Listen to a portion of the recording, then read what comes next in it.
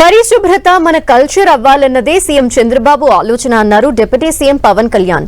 Vision 2047 దిశగా అడుగులు వేస్తున్న ఆంధ్రప్రదేశ్ అభివృద్ధిలో శుభ్రత కూడా కీలక పాత్ర పోషిస్తుందని చెప్పారు. గుంటూరు జిల్లా పెదకాకాని మండలం నంబూరులో పవన్ కళ్యాణ్ పర్యటిస్తున్నారు. స్వచ్ఛ ఆంధ్ర స్వచ్ఛ దివాస్ కార్యక్రమంలో ఆయన పాల్గొన్నారు. స్థానిక జిల్లా పరిషత్ హై స్కూల్లో ఆవరణని విద్యార్థులతో కలిసి శుభ్రం చేశారు. అనంతరం విద్యార్థులతో ప్రతిజ్ఞ చేయించారు.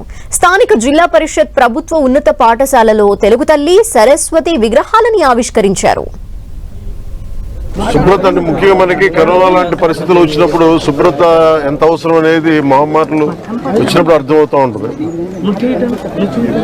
ఒకవైపు 2047లో అద్భుతంగా భారతదేశం ముందుకెళ్ళాలి, ఆంధ్రప్రదేశ్ ఎదగాలనుకున్న దాంట్లో చాలా కీలకమైంది పరిశుభ్రత. ఆ పరిశుభ్రతని కల్చర్ అవ్వాలనేది ముఖ్యమంత్రి గారి ఆలోచన. ఇది కృష్ణా వరదల సమయంలో నిలబడ్డ కార్మికులందరికీ కూడా ఈ రోజు సన్మానం చేయడం జరిగింది. దాదాపు 35 మందికి. నేను ఇది ఆల్రెడీ స్టార్ట్ చేసాం లాంగ్ బ్యాక్. ప్రత్యేకించి ఈ క్లాప్ మిత్రాస్ జీతాలు పెంచాలి అనేది కూడా చాలా రోజుల నుంచి ఉంది.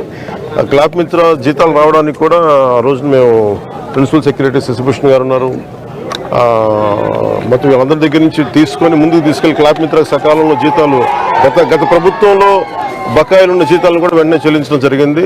అలాగే నా దృష్టికి తీసుకొచ్చింది ఎంపీడీఓ గారు కానీ మిగతా ఉన్నతాధికారులు ప్రతి ఒక్కరు కూడా వాళ్ళ జీతాలు పెంచాలనే ఒక ఇది ఉందని రిక్వెస్ట్ ఉందని అడుగుతా ఉన్నారు. దాన్ని ఖచ్చితంగా పరిశీలిస్తామని చెప్తాం.